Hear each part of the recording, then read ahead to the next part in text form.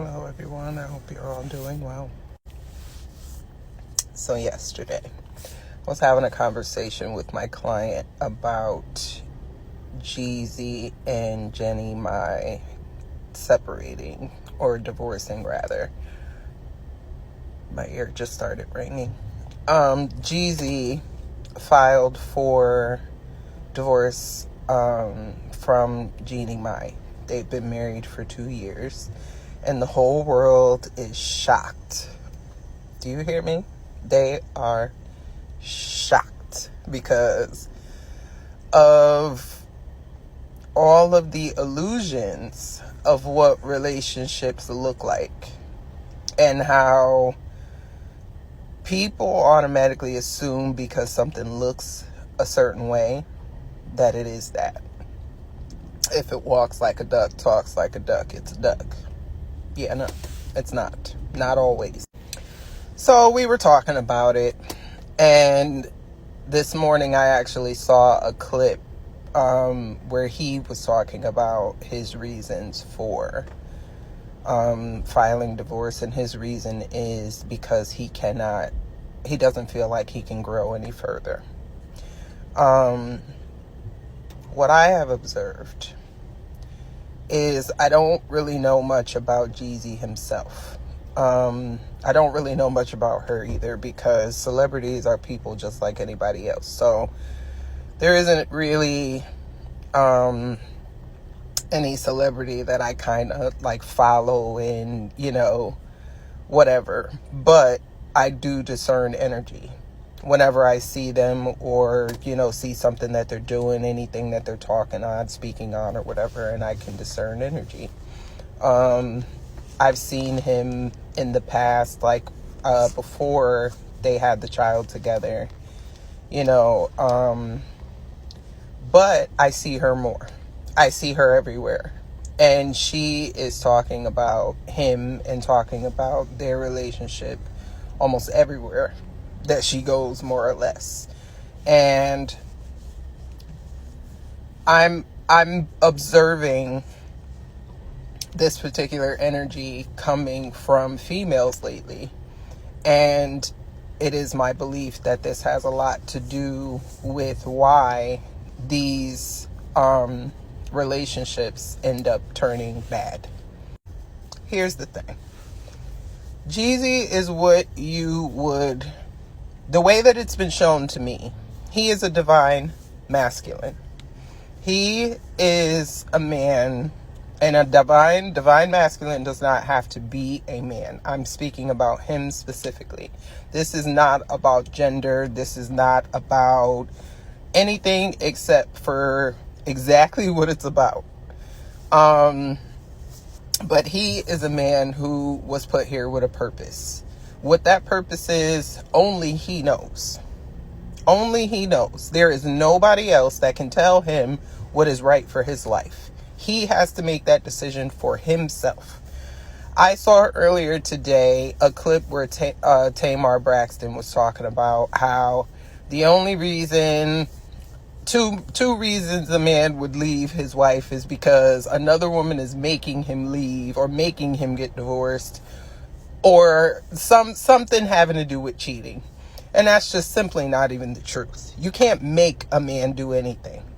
And women have this perception, and I'm a woman. I'm a woman who was raised by women, around women, been one my whole life. So this is not me pointing fingers and saying you're wrong, you're this, you're that. That's not what this is about. This is simply about stating what it is that I've been shown, because it affects a whole lot more people than we're even recognizing. This energy is huge. Some women, and I believe that this is like a belief system that is taught amongst women, but for some reason women think that they can control what men do. They think that because they have a vagina that can make a man fall in love with them, that's going to be enough to make them do things. Yeah, no. That's not how it works. That's not how it works. When a man finally decides to put his own needs and his values before everyone else, That's what makes a man change. When he starts to recognize his own value, when he starts to have his own confidence and his own understanding in what it is that he is placed here to do, that's what's going to make a man move. Not what you say, not how wide you open your legs, or what type of acrobatics you do in the bedroom. It's just the fact of the matter. You can't make a man do anything. If he has decided that he cannot grow in this situation and his last resort is to divorce, then that's what he's going to do in order to get on his path.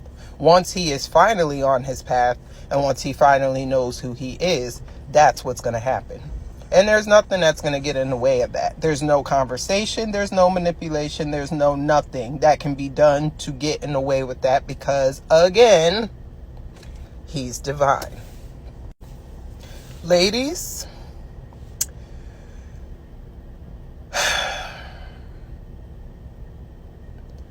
I notice a lot of things. And people who are in my chair, my clients and, people who have had personal one-on-one discussions with me, they know my heart. They know that I simply speak upon what I see. And I see a lot because I observe. It is what God pretty much has guided me to do for the last couple of years, is just pay very close attention to what's going on around you, because you're going to learn a lot. Social media is an empty place right now because it is filled with a whole bunch of people who are trying to make other people believe that their life is a certain thing.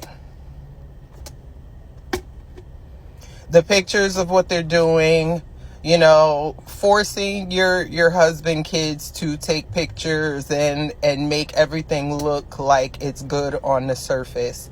That is what you see when you log on to social media. How many of these relationships are actually happy? We don't really know. We don't really know. It's not really our business, to be honest, but it becomes our business once it's plastered onto social media, right? You can't put your business out there and then get upset at people for having an opinion about it. She, at every given turn, talked about all the things that he did, what type of person he was, the character that he had. And you know what? That is self-sabotage, because anything that you truly value and want to protect, you're not going to put on Front Street. You're not going to plaster it all over the place, and you're not going to allow people into your energy, the energy of your union, so they can destroy it, so they can sabotage it. You're sabotaging it by doing that. People don't understand that is a very real thing. Self-sabotage is a very, very real thing. And on this journey, when there are certain things that you have to look at yourself in order to change, and you refuse the call from God to change who you are, there's not going to be anything you can do to stop what's going on. If you were given the directive to move this way, do this, do that, you have to be obedient. And it was shown to me that they are twin flames. And this relationship is designed for you to mirror one another so that you can see the things in yourself that you have to heal. But it is a very hard thing to look at yourself the way that you truly are. And God just wants you to look at yourself so God can show you who you are, so you can be the best person to get on your mission and do what it is that God needs you to do. That doesn't have anything to do with the money. It doesn't have anything to do with other women admiring you for having this man, which a lot of women do. They love the feeling that they get when they're being admired by other women. They're trying to impress other women, but they don't take enough time to actually consider how their men feel. It's been a situation that I have pointed out to a few women in my lifetime, and they're divorced now because they brushed off what I said. So this is not about me being right. This is about me saying what it is that I've seen. What you look like is not going to matter forever. It's going to eventually get to the point where you have to be what it is that you look like. There's no games that you can play or no manipulation to change that.